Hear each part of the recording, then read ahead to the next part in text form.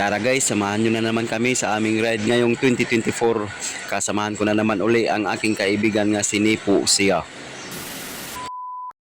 4:30 pa lang ng umaga ay naliligo na ako. Pagkatapos ko maligo ay nagbibihis na rin ako. Ride out namin ay alas 6 ng umaga. Kung sino yung mauna sa amin ay magantayan na lang kami. Masusuot na naman ang aking jersey na katago sa tagal-tagal nang hindi nakapag-ride. Tapos na rin ako makabihis. Okay, hihintayin ko na yung kasamahan ko dito sa labas kung ako mamauna. Let's go. Dito na tayo sa labas, magantay muna tayo sa ating kasama. Okay, nandito na rin yung kasamahan natin. Ayun, nakabuhay pa yung ilaw na sa bike. So, dahan-dahan na kami. Paglabas namin nito sa may highway ay maliwanag na rin. Nakaka-excite naman tong araw na to ngayong 2024. Ang unang rides namin ngayon.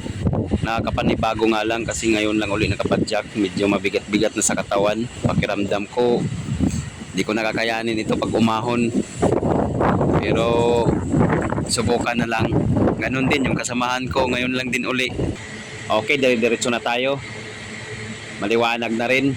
Habang maaga pa ay masarap ang pumadyak nito at wala pang araw. Dire-diretsuhin na natin to sa ating pupuntahan. Good morning, Nubali. Tuloy-tuloy lang tayo sa ating goal hanggat makarating tayo sa ating pupuntahan.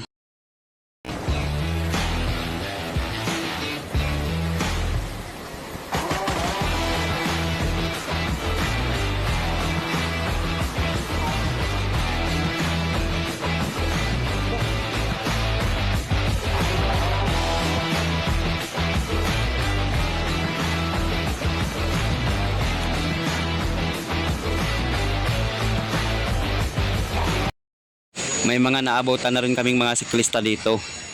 Always ride safe, lagi tayong mag-iingat sa ating pagbibisikleta. Success naman sa Cambalahon, doon tayo sa last part papuntang Redpal. Last part na ahon papuntang Redpal, nagka-average na ako ng 16 to 17 gradient. Pakinggan nyo na lang guys kung gaano nakapagod.